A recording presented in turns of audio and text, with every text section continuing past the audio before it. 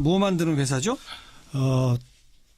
자동차에 시트를 만드는 회사입니다. 그래서 현대차, 기아차 이런 데 납품을 거의 독점 납품하고 있습니다. 네. 매출이 얼마나 돼요? 이 올해 매출이 2조 7,500억 원 정도 됐습니다. 어마어마하군요. 네, 굉장히 큰 회사죠. 대기업이네요. 네, 뭐 전 세계에 10여 군데 해외 지사가 있고요. 예. 국내에서도 저 아산과 포항에 이렇게 큰 공장이 있습니다. 경주에 있습니다. 처음 만들어진 게 1987년이라고요? 네네. 대부기공이라는 회사로 만들어졌는데요. 그 이후에 이름을 한번 바꿔서 2000년대 초반까지만 해도 뭐 몇백억 대, 한 1000억 대 매출이었는데 2002년 뭐 이명박 대통령이 시장이 되고 그다음에 2007년 대통령이 된 이후에 폭풍 성장을 거듭해서 지금은 뭐 2조 7,500억 원 매출에 10조 가치가 있는 회사로 발돋움했습니다. 2000년대 되기 전에는 매출이 미미했어요? 뭐 미미하다고 할 수는 없지만 몇백억 대였습니다. 지금과 비교할 때는 그럼요. 비교할 수 없죠. 그러니까 뭐 평균 뭐 매년 30% 정도 성장을 했다고 봐야 될까요? 2002년부터는. 이게 만들어진 87년에 이명박 전 대통령은 현대에 있지 않았나요? 현대건설 사장이었습니다. 예. 네. 근데 주진우 기자는 이게 처음 만들 때부터 이명박 전 대통령이 만들었다고 보는 겁니까? 이명박 대통령이 주변 사람들한테 이런 얘기를 하고 다녔습니다. 그래서 정주영 회장과 정세영 회장, 정세영 회장하고 이명박 대통령하고 가까웠답니다. 그래서 뭐 하나 부품 하나 해서 부품 회사 하나 하면 평생 먹고 사니까 뭐 하나 해라. 그러니까 제일 쉬운 시트 공장 주세요. 이렇게 해서 그 회사를 시작했다고 이렇게 이명박 대통령 측근들이 말하고 있습니다. 정두원 전 의원이 증언하고 있습니다. 정주영, 정세영 그 회장들이 열심히 일한 우리 직원한테 노후 보장 차원에서 부품회사 하나 떼줄게. 그래서 만들었다. 네, 그렇습니다. 자기 형님 회사, 형님 이름과 자기 처남 김재정 씨의 이름으로 회사를 세웠죠. 그러니까 바로 위 형 이상덕이 아니고 더 큰형 이상은, 그리고 처남 김재정. 네네. 근데 왜 그때 자기 이름으로 안 했을까요? 그 당시 뭐 이명박 대통령은 그 다른 재산, 건물이나 토지를 자기 이름으로 하지 않았어요. 이명박 대통령이 정치에 뜻이 있어서 돈을 많이 갖는 것이 그렇게 뭐 좀 약간 남북이 그렇게 떳떳한 일은 아니라고 생각했던 것도 있었고요. 그 당시 건설사나 건설회사들은 다 차명으로 가지고 있었습니다. 그 당시에 관행으로 그냥 했다. 네. 그리고 지금 세월이 많이 흘렀는데 그 사이에 자기 이름으로 이게 전환해야 되겠다는 생각은 안 했을까요? 했을 수도 있죠. 그런데 아까 말했다시피 2002년 전반만 해도 그러니까 국회의원 시절이나 그 시장이 되기 전까지만 해도 다스가 그렇게 큰 회사는 아니었어요. 그런데 시장이 되고 나서 성장을 하기 시작합니다. 크게 성장을 하고 대통령 때 그리고 뭐 엄청나게 성장을 하는데 자기 회사를 가지고 그렇게 폭풍 성장을 하는 것 자체가 자기 이름을 걸 수가 없었군요. 그렇죠. 네, 그거 자체가 그 공직자로서는 문제가 있다는 지적을 바로 받을 것이 분명해서 그 차명으로 두었다고 저는 보고 있습니다. 하긴 시장 시절 되면서부터는 공직자 재산 공개를 하게 되는데 거기서부터 일단 위법이 생긴 거네요. 네. 시장이 될 때부터 그리고 대통령이 될 때도 다스의 차명 의혹은 있었어요.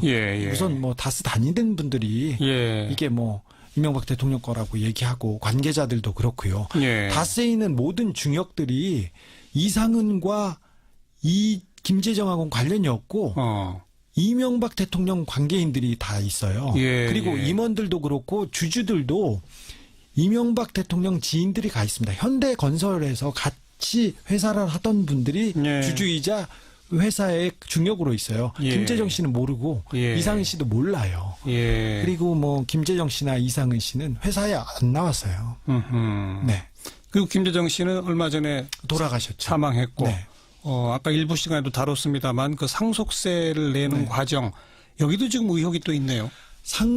김재정 씨가 갑자기 돌아가셨는데 그때가 이명박 대통령이 그 청와대에 계실 때였는데 예. 청와대가 난리가 났어요. 예. 그래서 뭘 어떻게 할까? 그 청와대가 난리가 나서 다스 상속세를 어떻게 해야 되는지 그걸 뭐 TF팀을 꾸려서 다스에 지시를 하고 다스에서는 또 회의를 해서 청와대에 보고한 문건을 제가 공개하기도 했습니다. 자기하고 관련이 없으면 자기 처남회사인데 예. 그때는 김재정 씨가 최대 주주였거든요. 예. 처남회사가 처남이 죽고 상속세를 내는데 왜 청와대에서 난리가 났으며 그다음에 직접 지시를 이명박 대통령이 했다고 해요. 네, 뭐 차명으로 볼 수 있는 가장 강력한 근거들인데 그 서류들이 시사인을 통해 공개됐습니다. 네. 아까 이제 박영선 의원의 문제 제기에 의하면 네.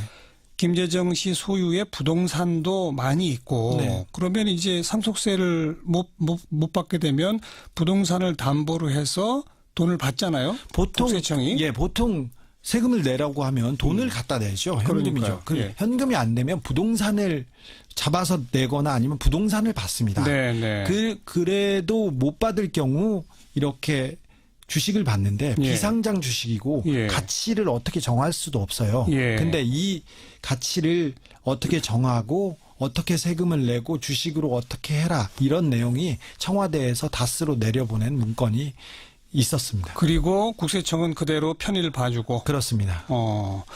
그리고 그 부동산을 왜 그러면 그 세금으로 받지 않느냐는 것은 근저당이 돼 있기 때문이고. 근저당을 급히 설정했어요. 알고 보니 딱 190만 원 이명박 이름의 근저당. 네, 그런 땅이 있었고요. 그거는 뭐 충북 옥천에 있는 땅이었는데요. 네. 35만 평에 190만 원 근저당이 이명박 대통령으로 잡혀 있습니다. 네. 그리고 다른 땅은 굉장히 비싼 땅들인데 비싼 땅인데 30년, 40년에 30년 동안 단돈 4천만 원을 빌려요. 예. 그러니까 30년 동안 4천만 원을 갚지 않으면 아무도 움직일 수 없는 그런 땅으로 묶이는 거죠. 예. 그래서 그런 걸 보면 김재정 씨의 재산으로 보기에는 어려운 측면이 있습니다. 결국은 그 땅들도 네. 이명박 대통령 차명으로 의심됩니다. 자, 그리고 최근에 이명박 전 대통령의 아들이 네. 다스의 어디 몇 군데 대표가 됐다고요? 최근이 아니라 뭐 몇 년 됐습니다. 김재정 씨가 돌아가시자마자 이시영 씨는 그때 한국타이어라고 그 사돈회사, 사돈회사에 다니고 있었어요. 이명박 전 대통령 아들 이시영. 네, 이시영 씨는 그랬는데 회사는 잘 안 가고 그냥 정만 두고 있었어요. 근데 김재정 씨가 죽자마자 재산 관계를 이렇게 나누고 그리고는 급히 이시영 씨가 다스의 과장으로 입사하죠. 네. 그러니까 입사하면서 그 이시영 씨 직할 체제를 만들어줍니다. 몇 년, 3년 만에 전무로 이렇게 승진도 했고요. 예. 그리고 이시영 씨를 위해서 이상은 씨, 그러니까 이상은 씨 아들 이동영 씨는 총괄 부사장이었어요. 예. 다스의 총괄 부사장이었는데 예. 총괄을 빼고 아산 공장으로 쫓겨납니다.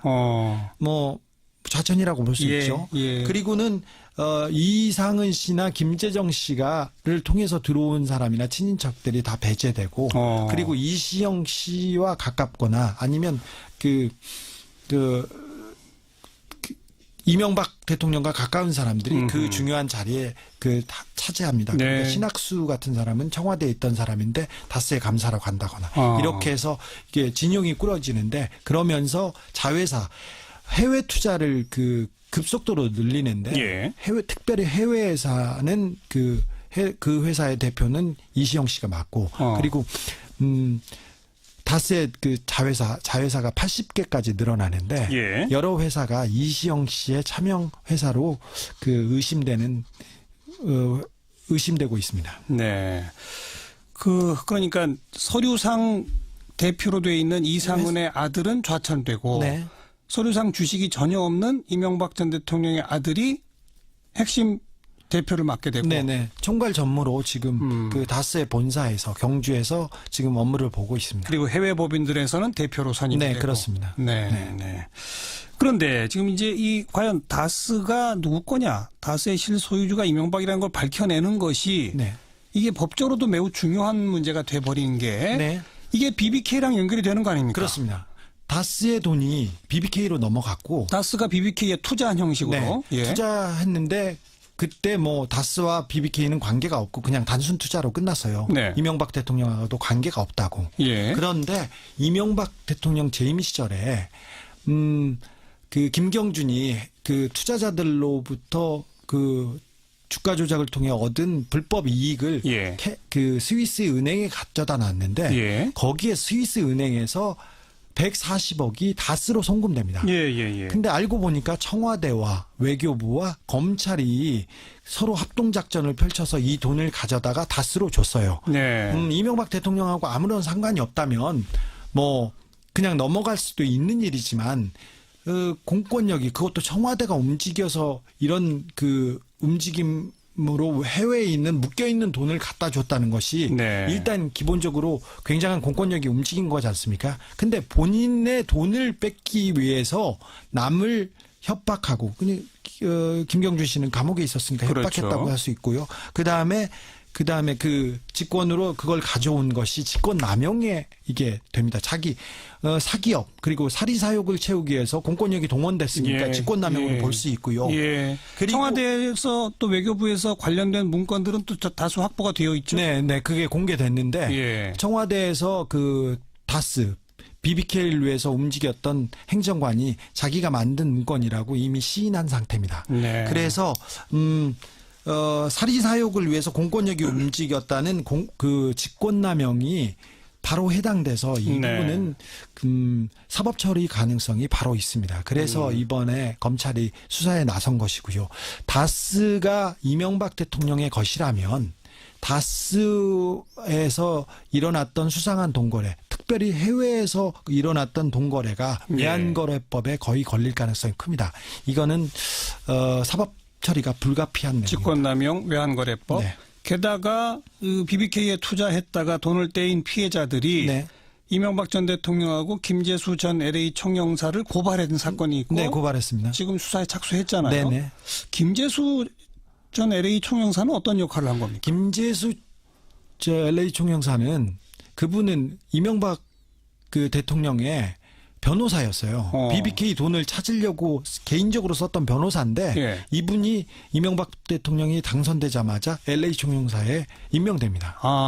근데 LA 총영사로 임명돼서도 그 BBK의 돈을 뺏기 위해서 돈을 찾기 위해서 움직였습니다. 네네. 외교관이 개인의 돈을 그 찾기 위해서 움직였던 게 그 회의 자료에서 이렇게 나오는데요. 예. 이건 뭐 직권남용이 명백해 보이죠. 그러니까 자기 돈 찾는데 실무를 맡았던 변호사를 네. 아예 그냥 LA에 가서 해라. 네. 총영사 직함 줄 테니. LA의 변호사였어요. 미국 변호사. LA에 있는 변호사를. 네. 근데 공직까지 줄 테니. 네. 이렇게 해라 이렇게 했단 말이죠. 공직에서도 그러니까 이명박 대통령의 돈을 찾기 위해서 움직였던 겁니다. 예. 뭐 좀 통탄할 수밖에 없는 일이죠. 그러면 그 당시 BBK에 투자했다가 돈을 떼인 피해자들에게 사실 가야 할 돈을. 그렇습니다. 미국 연방 법원에서도 그 380억 원 정도를 빼돌려 가지고 그 190억 원 가량을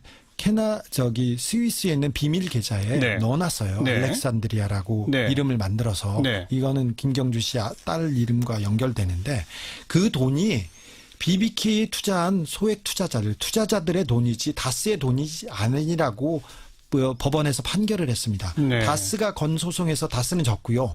그 투자자들이 건 소송에서 투자자들은 이겼어요. 예, 그래서 예. 그 소액 투자자들의 돈인데 그렇죠. 이 돈을 강탈해서 공권력을 통해서 뺏어다가 다스에 줘버린 거죠. 예. 그러니 이 그 피해자들은 우리 돈 내놓으라고 얘기할 수밖에 없는 상황이고요. 스위스 계좌는 어떻게 동결을 시켜 묶여놨는데 네. 풀었을까요? 풀었어요. 그것도 공권력이 움직였습니다. 그 공권력이 스위스까지 미쳐요? 개인이 제가 감옥에 갔을 때 그 선배님이 제 돈을 은행에 있는 돈을 가져가는 것이 굉장히 어렵지 않습니까? 도장도 많이 찍어야 되고. 안 되죠. 안 되는데 네. 스위스에 비밀 계좌에 있는 돈인데 얼마나 어렵겠어요. 그렇죠. 근데 이미 그 스위스 계좌는 동결돼 있었어요. 예. 미국 연방 법원에서 연방 정부를 통해서 스위스 정부를 통해서 크레딧 스위스 은행에 동결을 시켰어요. 예. 근데 동결을 풀어요. 풀고 풀고 가져가려고 했는데 재판에서 집니다. 그 다스 쪽에서. 그러니까 다시 동결해달라고 보고서를 만들어요. 예. 그래서 그 스위스 은행을 움직이면서까지 이 계좌를 풀고 계좌에서 돈을 가져올 수 있는 그렇게 능력을 부릴 수 있는 사람들은 별도 없는데 네. 우리 정부가 우리 외교부가 이를 위해서 열심히 움직였습니다. 지금까지 뭐 몇 가지 이 다스는 만들어질 때부터 최근에 이르기까지 이명박 전 대통령일 것이다라고 하는 근거가 될 만한 이야기들을 쭉 했어요. 네네. 그 아들이 어떻게 됐다. 네. 140억 돌려받는 과정이 어땠다. 뭐 이런 등등 얘기를 했는데 네. 그러나 어쨌든 법적으로는 지금 이명박 전 대통령 게 아니잖아요. 지금은 큰형님이 이상은 씨가 네. 최대 주주로 있고요. 네. 그다음에 김재정 씨의 부인이 그다음 주주고 그다음에 네. 청계재단 이명박 대통령의 재단에 몇 퍼센트가 있고요. 재정경제부에 그러니까 세금 낸 20%가 있으니까 예. 이명박 대통령은 주주로 한 주도 갖고 있지 않습니다. 그러니까 법적으로는 그렇게 돼 있잖아요. 그렇습니다. 네. 이걸 영원히 그렇게 갈 수는 없는 거 아닐까요? 자기 거로 찾을 과정을 만들어야 되지 않을까요?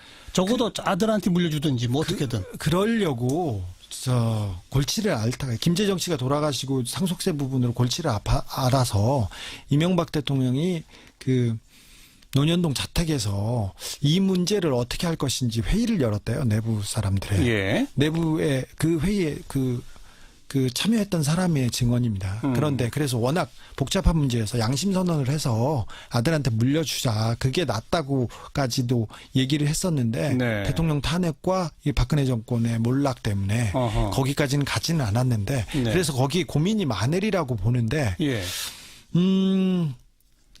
이상은 씨가 이상은 회장이 되게 연로하고 건강이 좋지 않습니다. 예.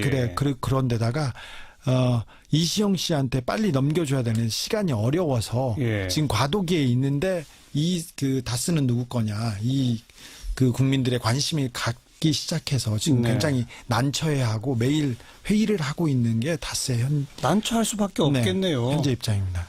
이걸 뭐 매끄럽게 풀 방법이 제가 잘 안 보이는데. 네, 지금 이시영 씨한테 회사를 만들어서 돈을 좀 주다가 거기에다 서 있고요. 그 다음에 주식을 이렇게 아예 넘겨주려고 또 생각했는데 그것도 기획하다가 지금 중간에 서 있는 상태에 지금 있습니다. 네. 요즘 이명박 전 대통령 이름이 뭐 다스뿐 아니라 네. 뭐 각종 국정농단 뭐 등등 또 블랙리스트 뭐 등등으로 해서 네. 자주 거론이 됩니다. 네. 계속 이명박 전 대통령 한 명만 쫓고 있는 주진우 기자 입장에서 요즘 네. 어때요?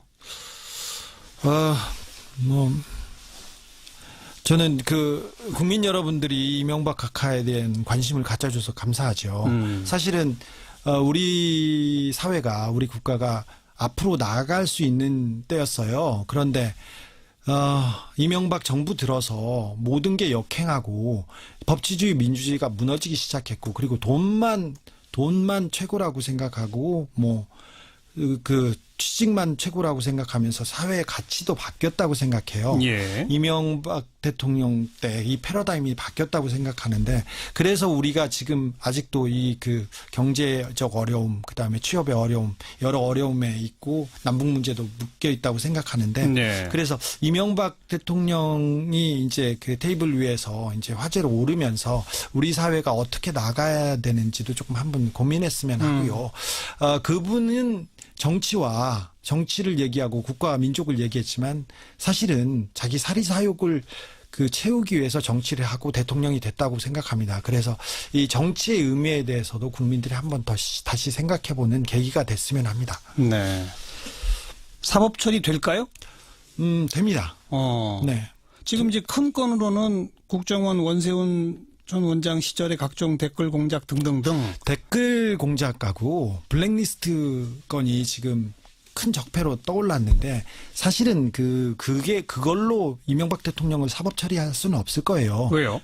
댓글을 단 사람들은 주로 국정원 직원한테 알바를 뛰던 민간인이었어요. 예.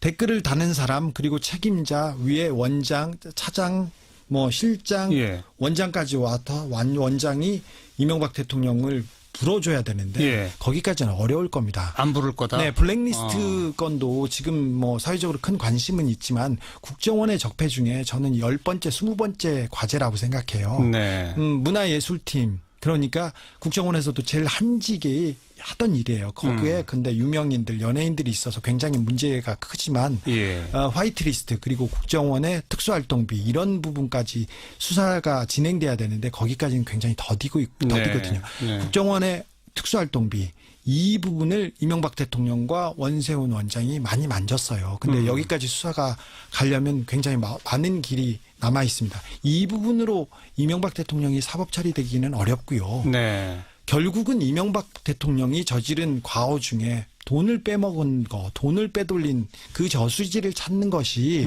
이명박 대통령한테 가는 그 수사로 가는 지름길이라고 생각하는데 네. 그래서 다스가 중요하고 아하. 다스 수사를 하면 이명박 대통령이 그 다스를 통해서 해먹은 그 돈들의 흐름을 잡을 수 있고 네. 그래서 그 이명박 대통령과 관련된 비자금 저수지를 찾으면 알겠습니다. 네. 박영선 의원은 아까 일부 시간에 이미 검찰이 한번 다 들여다본 거다. 네. 그래서 다스나 뭐 이런 관련한 자료들이 네. 검찰 캐비넷에 많이 있을 거다. 그렇습니다. 이렇게 말하던데 맞나요? 네, 검찰에서 뭐 다스 BBK 수사를 몇 번 했습니다. 그리고 네. 특검이 있었어요. 그래서 BBK 특검을 통해서 다 덮여 있는 사건이에요. 예. 그래서 검찰이 이 앞에 BBK 검사들이 덮어놓은 은폐한 그 사건을 그 내용을까지 추적해서 수사를 하면 굉장히 좋겠지만 네. 그러기는 쉽지 않으리라고 생각해요. 그래서 140억 수사가 중요하다고 생각합니다. 이 부분을 수사하면 BBK 다스 문제를 거론할 수 있고 알겠습니다. 다시 수사할 수 있습니다. 왜 온라인상에 지금 그래서 다스는 누구 겁니까가 계속 오르내리는지 네. 그 배경을 오늘 충실하게 설명을 들었네요. 시사인의